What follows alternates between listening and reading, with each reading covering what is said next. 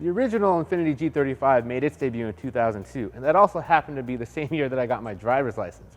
Now, I can distinctly remember this being one of 2 cars that I would have sold one of my then young and valuable kidneys for. Fast forward 15 years, my kidneys aren't in as good of shape, and neither is the G35, which is now known as the Q50 after Infiniti changed up their naming conventions a few years ago. Now, we're here at our main studio in Chicago with a 3.0T Sport version of the Q50. And for better or worse, this is the exact same version of the car that I had out in California for a week. However, here, this one has all-wheel drive for the Chicago winter, whereas mine was rear-wheel drive because in California, we still don't know what winter is. Now, Infiniti offers 3 different powertrain options on the Q50.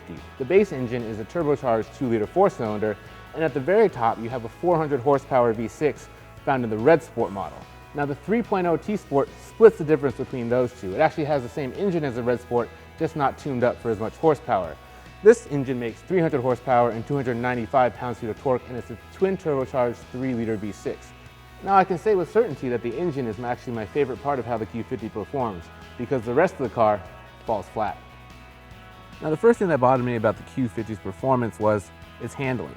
And if you look at the Q50's option sheet in this configuration, you see all these fancily worded options, things like active trace control, dynamic digital suspension, rack electronic power steering. And these aren't necessarily a bad thing. These kind of technology and driver aids in a good car can actually enhance the driving experience. However, the Q50 is not a good car. The dynamic digital suspension doesn't do a good job keeping it flat in corners. The steering, you feel disconnected. It feels like these are all just layers that get in the way of you actually enjoying driving the car.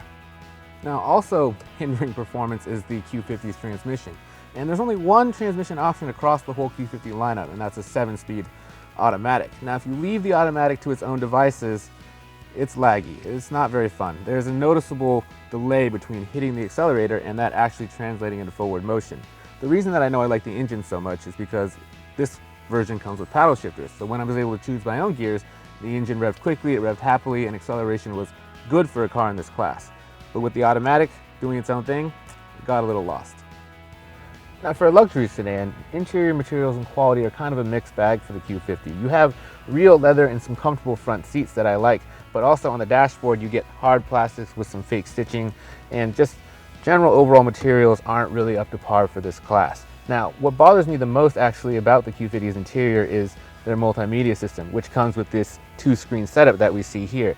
Now, Taylor Swift said that 2 is better than 1, but in this case, that's not really true.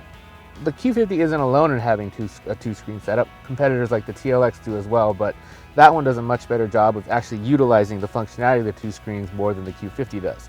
Now, the top screen is limited to navigation, voice commands, Bluetooth phone calls, and as a display for the around view monitor system that this car is also equipped with. However, controlling the top screen can be kind of difficult. You actually can't really reach it from the driver's seat here without leaning forward, and using the knob is complicated. To move the map around, it takes some time, and it's very unclear as to what the different buttons around here do. The bottom screen is better, it's higher resolution, but it comes seated in this glossy black panel, and when I was driving, I noticed that if sunlight caught it at the wrong angle, it would actually shine directly into your eyes while you were driving. Another downside to the system is that it doesn't even offer Android Auto or Apple CarPlay, and those are 2 technologies that would actually really improve the multimedia system, because if it's not very good, you can just use those systems instead. But without those as an option, you're stuck with a multimedia system that, like much of the handling, falls flat. Now, like much of the rest of the class, the Q50 doesn't really have a lot of backseat room. I'm 5'11", which is actually the average height of an American male, and with the seat setup where I would drive, there's not much leg room. It's not great for a longer trip, but for short trips, it'd be okay. But there's actually pretty good headroom, and I feel like, the cabin is pretty roomy on the top side, which is kind of nice actually. Couple things about the backseat area: there are no charging options, so there's no 12-volt ports, no USB ports. So if you're going to charge something, you're going to have to get someone up front to lend you a cord. Second problem with the back seat is there's a really big seat hump in the middle here, which makes the middle seat pretty much unusable. So putting 3 adults back here isn't really feasible for anything more than a few minutes. Now, my final issue with the Q50 is its packaging. This car that we're looking at here stickers for just over $52,000. And for that amount of money, you actually do get a few important safety features, such as automatic forward emergency braking, an around view monitor, and blind spot warnings. However, this car is missing 2 features that we like, which do help reduce driver fatigue, and those would be adaptive cruise control and lane keep assist. Now, if you want to add those to the Q50, you're going to have to add another $2,700 options package. However, If you want to add that package, you have to include 4 other packages, 2 cosmetic options for a total of almost $12,000 in options just to get those last 2 safety features. And that is disconcerting when you consider that those 2 come standard on a Toyota that costs under $20,000.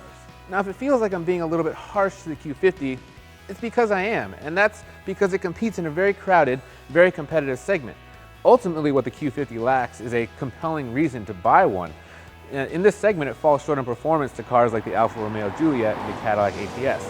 On luxury, it doesn't match up with the Mercedes-Benz C-Class or the winner of our last luxury sedan challenge, the Audi A4.